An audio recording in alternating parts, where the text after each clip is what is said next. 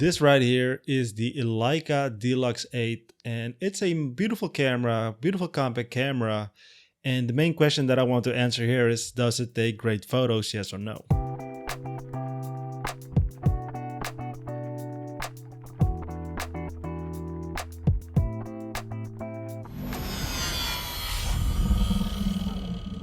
What's happening, guys? Gary Jahman here, back at it again with a new video. Hope you're doing well, hope you're safe and happy. So in this video is all about this little guy here, the compact camera from Leica, the Leica D-Lux 8. This is a small camera, as you can see, fits in my hand, but there are some things that you need to know. I'm going to divide this video in several sections. The first section will be all about the build quality, some specs, like the main specs that I want to discuss. Then I'm going to talk about the image quality for both photo and video. Then about the autofocus, battery performance, some competitors, and in the end we're going to answer this big question: is this a good camera, yes or no? So let's begin right away with the build quality. As you can expect from Leica, it is a nice, beautiful camera. It has the nice texture from Leica, you know what I mean, right? Like the build design and everything. We also got the hot shoe with a little flash on it. This flash is nice to have, I guess, you know, in dark lighting conditions and everything, but it's only a one-way direction type of flash. It's not like you can point it somewhere else. So, you know, again, if you want to blind people like in Men in Black with the, what's it called again, neuralizer or something, you can do that if you want, but also just to take some like easygoing pictures at a birthday party or whatever kind of party, you know, then it's nice to have. All the buttons are very nice and tactile. I like the design of the back of the camera. It has like a very minimalistic design, you know. The viewfinder is there, which is also really good in the bright lighting conditions where the screen isn't really that optimal to see.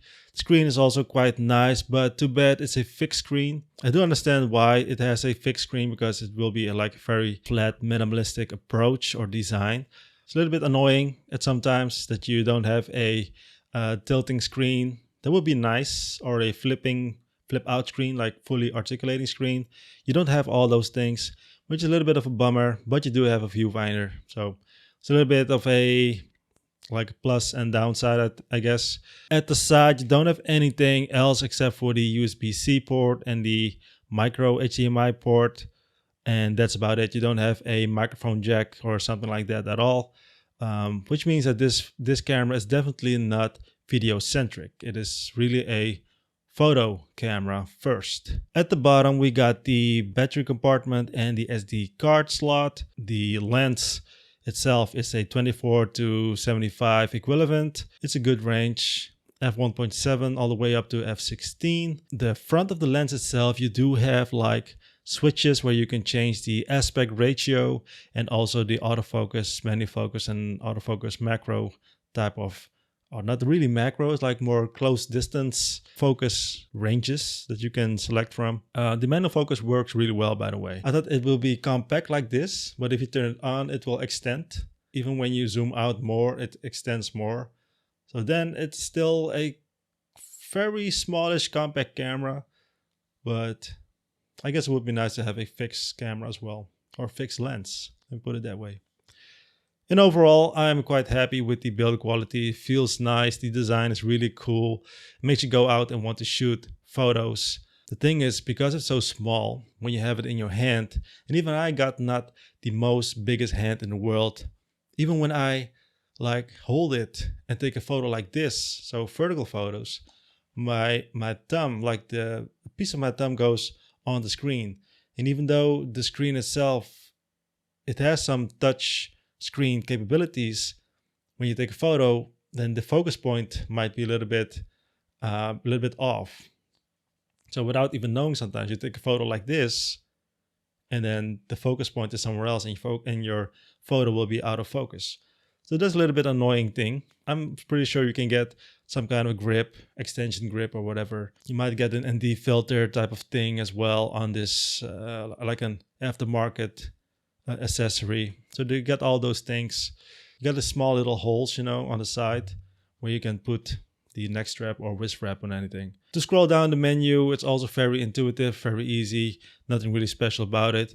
It's really like if you are used to some kind of software interfaces, then this will be okay, you know. So build quality, design, how it works inside of the camera itself, it's all good. It's easy, right? Next topic, we're going to talk about image quality for both photo and video. We're going to split it a little bit. So photo first, and as you saw in the intro as well, we saw some good photos, depending on the photographer, of course. In my case, I use this camera as I would say C camera, actually, not even an A camera or B camera, like a C camera, to do nothing very serious, just walk around with it, take some snapshots here and there as a replacement of taking photos with my smartphone, right? Image quality wise, you know, I'm not a micro four thirds type of guy. I never really liked micro four thirds. I still don't. Somehow I still don't really like the look of it. I don't know why. Like the feeling of the photos is not the way that I see the world. If that make any sense? It's like some people like to wear Nike shoes. Some people like to wear, let's say, I don't know, New Balance shoes. You know, they both are good shoes brands and everything. They pretty much do the same thing, but there's a preference type of thing, right? So personal preference for me, micro four thirds cameras are still not really a thing for me. Don't get me wrong, guys. I think image quality wise from this camera is actually really good. I think you can be happy with it if you like the feeling of the photos. You know, I think the colors are really nice, straight out of camera. You don't actually have to edit that much. So that's really nice, right? So for me, as a lazy photographer, I would say having images, colors that are good straight out of camera is really nice. So that's a very good positive thing about this camera. You don't really need to edit too much photos at all. Thumbs up for the Leica colors, I guess. Oh, by the way, build quality, I totally forgot about the build quality part, is that this camera is like 1,500 euros here in the Netherlands, in that ballpark, and it doesn't have any weather sealing stuff, which is surprising to me, especially from this price point and from this brand.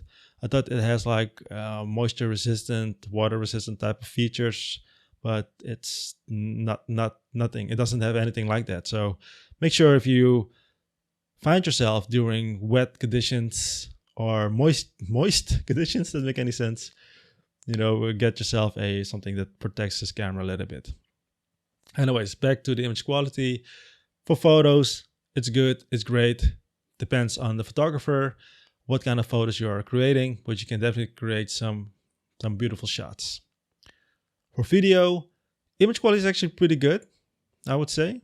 Image quality wise, just from the video, it can do 4K 30 frames per second. It's really good, you know, colors are great, and don't have any real complaints about it. So if you are finding yourself like, oh, I want to take a video, you can definitely do with this Leica D-Lux 8. You will be happy with it. It looks good. It doesn't look like a smartphone type of look at all. So for both photo and video, I would say image quality wise is really good. Don't have any real complaints about it. The dynamic range and everything is good. The flaring is a little bit off, I would say. This purple thingy that you see here is a little bit off. Like everything was pretty much great, and then suddenly we got this purple thing. I'm like, huh, kind of looks a little bit cheap. You know what I mean, right? Like, but I guess it's just the way the sunlight hits and everything. It's not that it will ruin your photo or anything. Autofocus performance. Autofocus performance is a little bit disappointing, to be honest with you guys. Like the single point autofocus stuff, it works. It's okay, you know, it doesn't have the greatest autofocus like Sony or Canon or anything. But I expect a little bit more with continuous autofocus. With continuous autofocus, it's definitely not reliable. I really hope that this was a reliable autofocus, but that's a little bit of a shame. You know, that's the only thing about this camera that can make it actually a great camera, you know. So if you're used to autofocus, then you expect something from such a price point that you have at least decent autofocus. I mean, the Sony a6000 and APS-C camera from 2014 has better autofocus than this one in continuous autofocus. Don't get me wrong. single focus point autofocus, single point autofocus. What's it called again? Like for stills, you know, things that don't move that much. You just focus on one thing, it will focus on it, and then you can take the photo, recompose, and shoot it. So you can do those things still. Manual focus works actually pretty great. I like that if you do the manual focus, it will zoom in a little bit, and so you can like pretty much have it as much as accurate as you see on the screen or in the viewfinder. So autofocus wise could be better, but it's not the worst. But you know, it's a little bit of a thingy. But just as you see here, I'm going to show you a little clip for video and also for photo that you see what I mean. I am filming now on the Leica D-Lux 8 in 4K 30 frames per second. And how does it look? I think it looks pretty decent. I think it looks really nice. Shooting now in the standard color profile. The sound is coming from the DJI Mic 2. So hopefully everything should be nicely synchronized and everything in post. So yeah, let's do a quick like autofocus test. So let's put something in front of my face, like a little box here. So will it now autofocus on the box or not? Back to my face. Did it work? Did it do anything? I do not know. I cannot see it because there's no tilting screen or whatever type of screen that we can use. But let's see if we zoom in and check the autofocus then. So I have to go back a little bit more, of course. Right, let's see, will it focus on the box or not at all? Don't know. Will it zoom back to my face? That I don't know as well. You can see it right now. So let's focus back or zoom out, because I think I'm really close in your face now.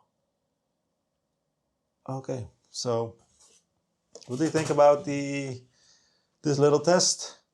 I think image quality is actually pretty good, right? So it looks good. You can actually make a video like YouTube videos, talking head, stuff like that with an external microphone. Right, that's it for this little test. Battery performance. I think battery performance is actually pretty decent. If you just take photos, turn off the Wi-Fi stuff and Bluetooth stuff, then you can actually take one battery for a full day just for photos. But I would say for photos like 300 shots, maybe more, depends on what you're doing. You can turn on the Wi-Fi and Bluetooth, all those things, and download the Leica app on your phone to transfer your photos, and also remotely use the camera as well. It works all good. It takes some time to connect, but once it is connected, just plug and play, basically just play with it, and you can see your photos real quickly on your phone. So as I mentioned, you don't have to edit the photos at all, so you can quickly post them online and share them with your friends and family if needed. What are the main competitors of this Leica D-Lux 8? I think the main competitor is the Fujifilm X100V or X100VI, but those are, I would say, more of a hybrid camera, has a fixed lens, I think better autofocus, but it's a little bit more bulky and not that small as this Leica D-Lux, like in size, the compactness. Other competitor would be the Ricoh, what's called GR100X or GR100. Anyways, that's a different type of compact camera. It's even smaller than this one. It has a fixed lens as well, also really sharp photos. Battery life is a little bit less, and autofocus is even less compared to this one. But in overall, it's more compact, but it doesn't have a viewfinder. And then the other competitor would be, I guess, like the Sony RX-V,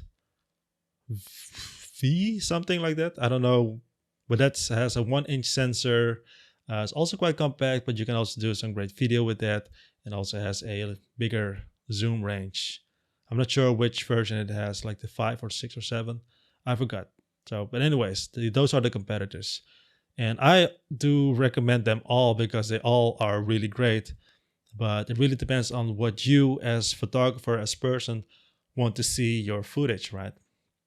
If you have a certain look that you want or that you're interested in or that you are looking for, go get that camera, right? For me, the Leica Micro Four Thirds sensor look is not really it for me. If I was supposed to choose from those competitors, I think I would either go with the Ricoh or with the Fujifilm. They all have their little trade-offs, I guess. So the D-Lux 8 from Leica, is it a good camera? Answer is yes, it's really a good camera to take around with you, travel with you. It's a little bit expensive, I would say. Of course, 1,500 euros here in the Netherlands. I think in the US or anywhere else is like the same. So with that type of money, you can also get like cheaper cameras with like same or better image quality and better autofocus, Really depends, but if you really want a Leica with this design, the looks, and just straight out of camera shooting and sharing, this is a really good one, right? So be happy with that. Just take it out and have fun with, take some photos, walk around with it.